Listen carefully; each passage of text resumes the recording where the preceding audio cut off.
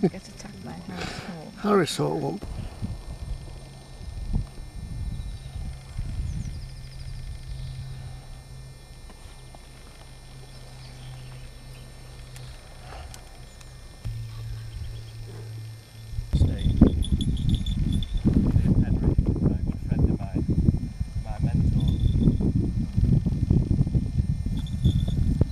Being they're relatively easy to train, relatively easy to catch anything from the size of a mouse or a frog, a rabbit, pheasant, hare, squirrel, that kind of thing.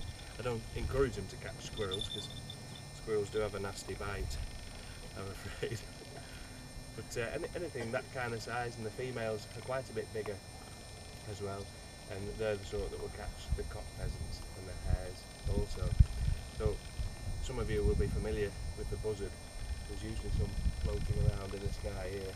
Well, Jerry is the South American equivalent of our common buzzard. It's not there, lad. I got my first female Harris called Meg. A few years later, I bought a boyfriend called Tom, because she was actually wanting to breed with me.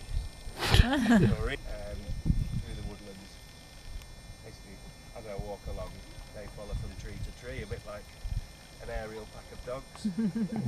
A bird of this size has probably got somewhere in the region of 30 or even 35 years. Well, birds of prey don't have a sense of smell, but they make up with their ears and with their eyes. So as soon as he heard it sort of going, right, I'll go and have a quick look, see what's around there. I want to use my camera. He's about 10 months old, and is actually a crossbreed falcon, or in this sort of PC kind of world, is a bird of mixed ethnic origins.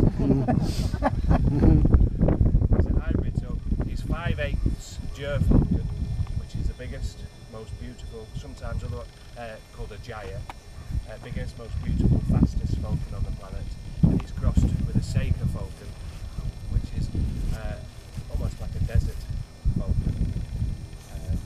But basically the crossbreeding brings out the best of both mummies and daddies. So I fly him to a swung lure, and basically what that means, if you've ever played with a cat with a long piece of string and a mouse on the end or something like that, he flies to a long piece of string with a bigger piece of meat on the end. We'll see how he gets on. He's quite excited, wants to get going.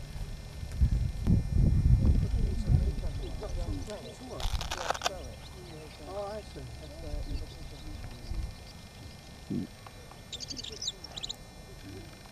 Let him find his wings a little bit. The red thing.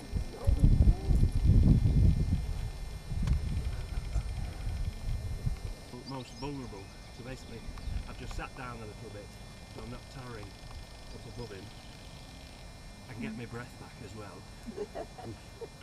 And he's just going to eat a little bit of that steak that popped on there for him, because they don't get all these day-old cockerels all the time.